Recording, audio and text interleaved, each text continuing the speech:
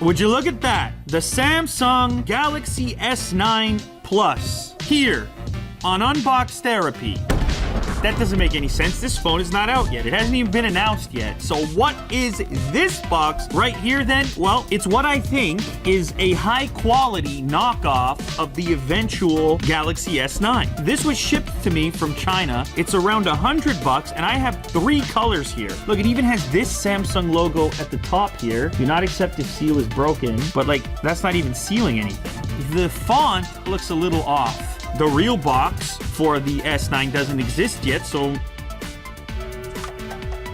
that phone just turned on in the package. I just heard a chime. They claim it's an AMOLED display. I'm very skeptical of that for $100. Dual pixel, 12 megapixel cameras. They copied what they think the S9 box is gonna look like, and it's honestly, it's pretty close. This wouldn't be dipped in like that. Ooh, in the gold. The power brick looks exactly like the Samsung power brick. A headset, USB Type-C. Ooh.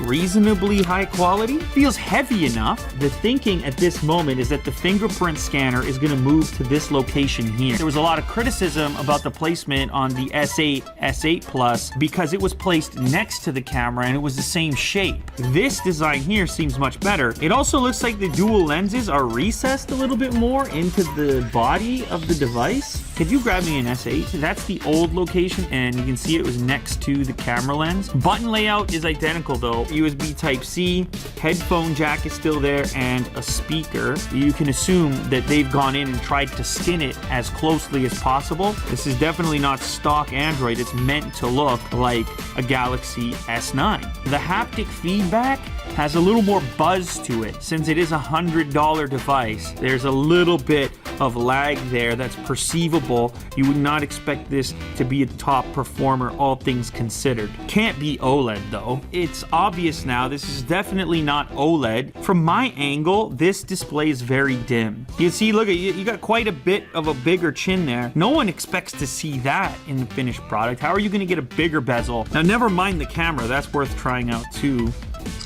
Crazy slow shutter. It's not as bad as I expected. The camera app itself, that's not what Samsung's app looks like. I can't imagine the eventual S9 being this heavy. I should try out the fingerprint scanner in that location there though, because that is one of the biggest developments, believe it or not. This one over here got so much criticism, and I love that when people complain about a particular decision and then the manufacturer goes back and makes the adjustment. All right, so that's the gold model. You would never pull out a brand new Samsung phone and have these smudges on it. But I do have to say, the blue is kind of nice.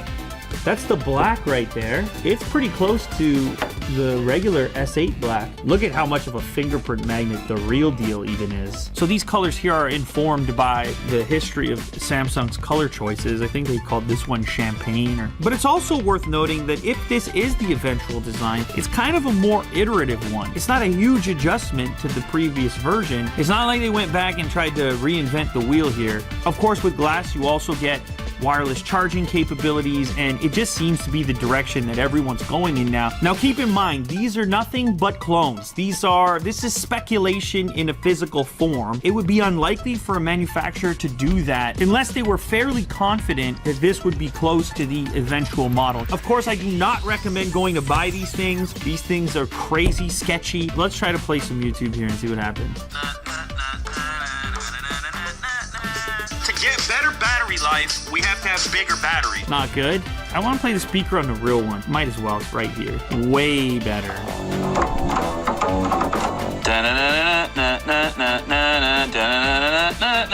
Night and day. I mean, you gotta give the knockoff artists some credit though. 99 bucks, they put the package together. Holy smokes. But I'm sticking to my guns here. You're gonna want to avoid this one and wait for the real thing. It has kind of piqued my interest a little bit more in the eventual S9 now. I used the S8 for an extended period of time. The camera's really good. Of course, the display. All signs are pointing to an improvement on the previous version, and that's really what you hope to see. Now, granted, you can always be out there wishing and hoping that the next version of each phone is like a completely new and shocking thing, but that's just not realistic. Once you have something that's good, it just makes more sense to build on top of it, but who knows?